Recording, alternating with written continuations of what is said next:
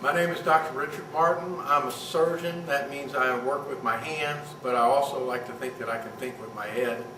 I've got 5 minutes.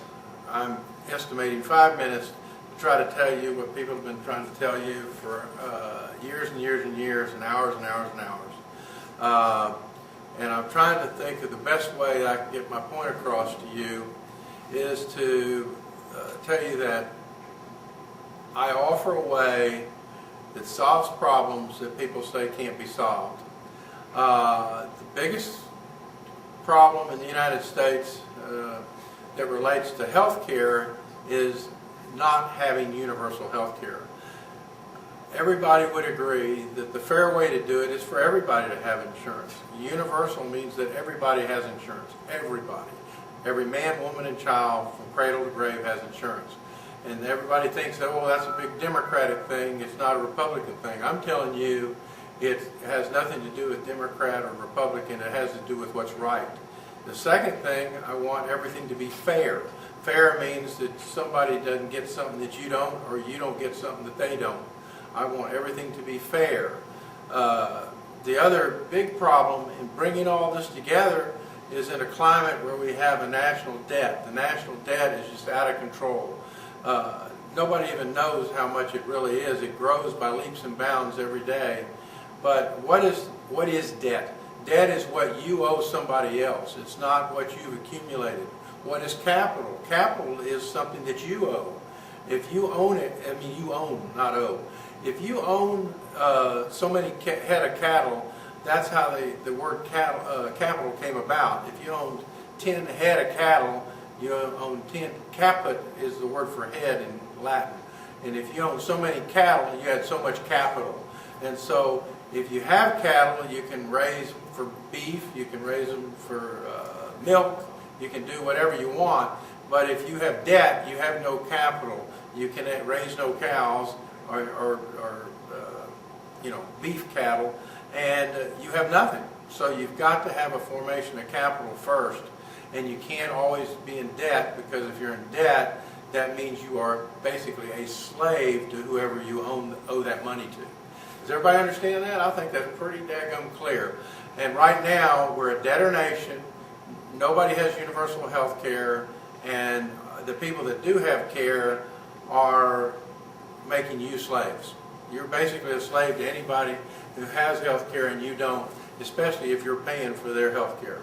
And I contend that you are paying for their health care. The more money you have in this country, the less you pay for health care, the less money you have.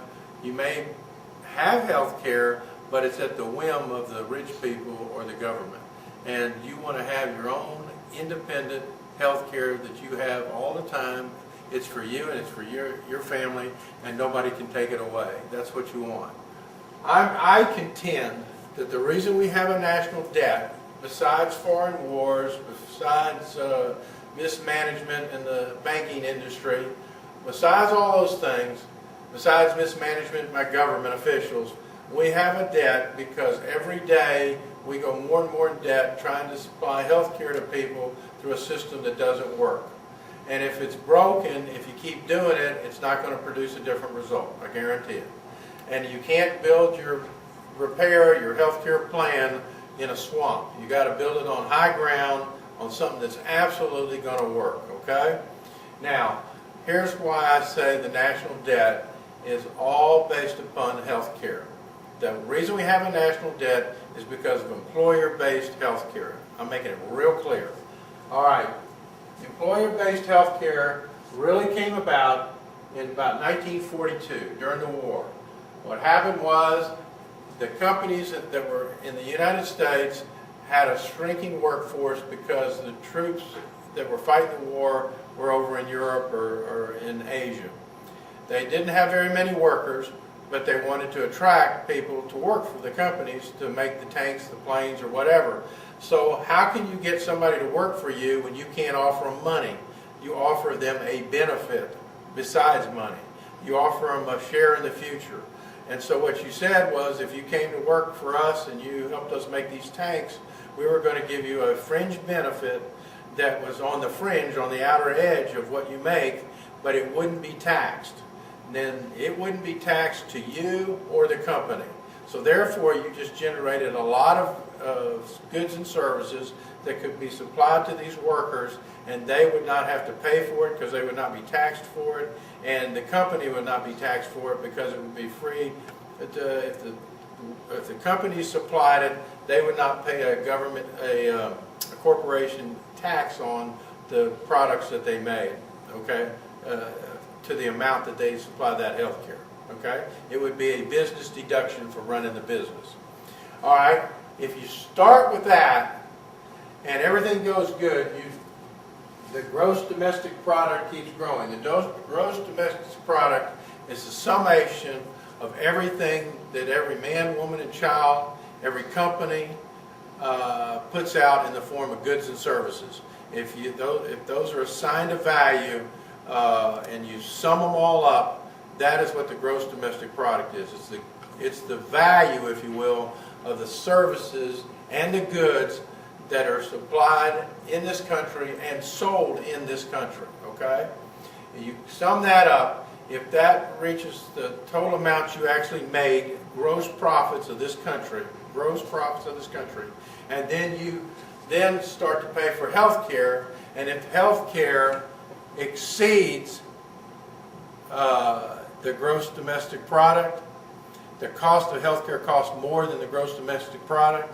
Now, it won't exceed the total gross domestic product, but its share of the gross domestic product will increase each year. Okay? If you exceed what is appropriate to spend for health care compared with how much money you have, what do you call it if you do that at home? You go in debt. It's debt. Clear and simple, it's debt. So all since 1942 to right now, relative to what we make in the form of goods and services, we have accumulated in the form of debt. And when you supply more healthcare services and you don't pay for it, that's more debt. And just because you print money to send to the doctor and the hospital does not mean that the country's not going in more and more debt, because they're printing money that they can't back up in the form of goods and services, therefore they're going more and more in debt. And that is exactly what has happened to the country. The country spends way more money than it makes on health care, and then we're saying, well, we want everybody to have coverage, but it costs so much, how do we do it? Well, you have to correct the problems.